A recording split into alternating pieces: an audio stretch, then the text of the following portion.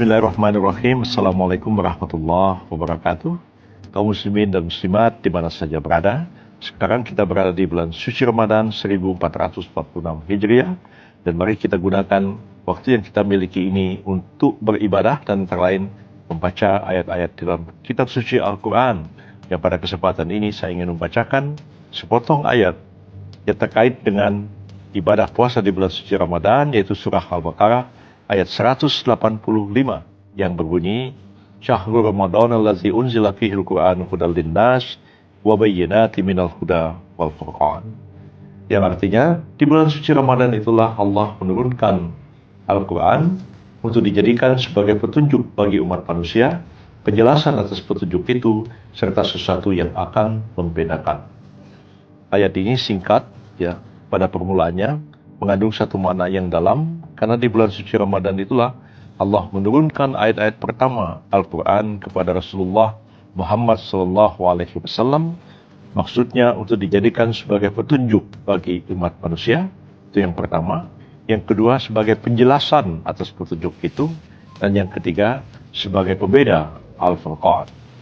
Mengapa kita perlu petunjuk yang bersifat universal, yang bersifat transcendence, yang datang dari Tuhan yang Maha Kuasa?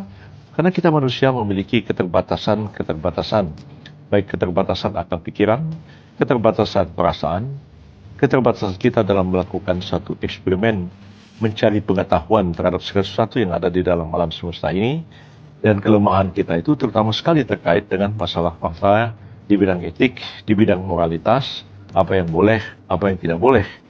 Hal-hal seperti ini adalah hal-hal yang sangat fundamental dalam kehidupan manusia, dan karena itu kita memerlukan satu petunjuk yang bersifat universal kepada kita, dan petunjuk universal itu termaktub di dalam kitab suci Al-Quran sebagai wahyu yang abadi untuk dijadikan sebagai pedoman dalam kehidupan umat manusia.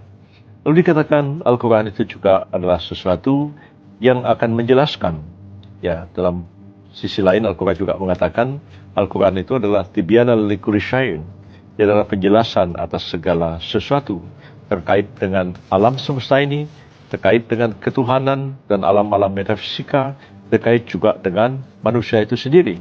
Dan penjelasan-penjelasan itu sangat penting untuk memberikan pemahaman terhadap kita akan menjalani kehidupan ini dengan sebaik-baiknya.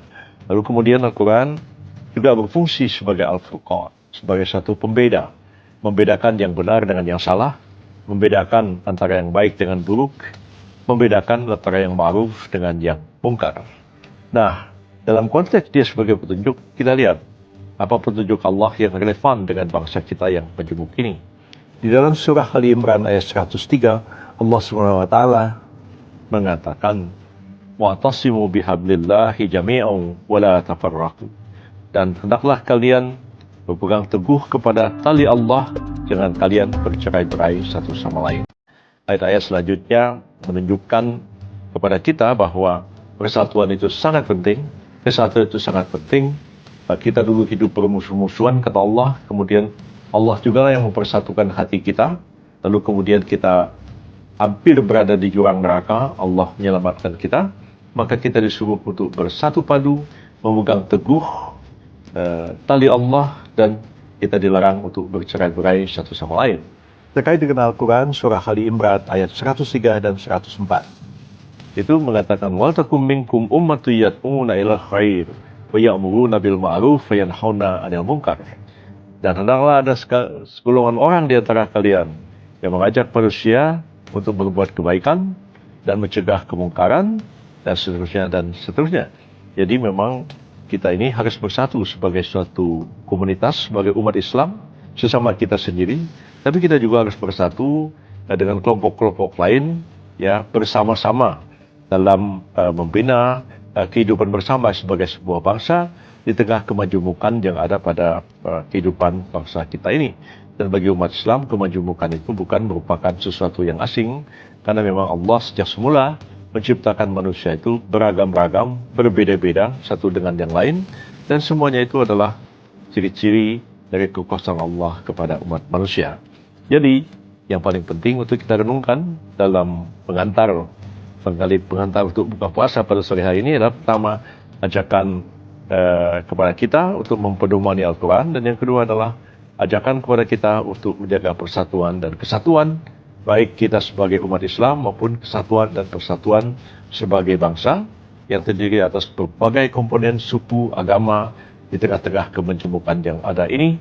Mari kita berpegang teguh pada tali Allah, menjaga persatuan, dan insyaAllah dengan kesatuan dan persatuan itu akan selamat bangsa kita ini mencapai tujuan nasional kita bersama.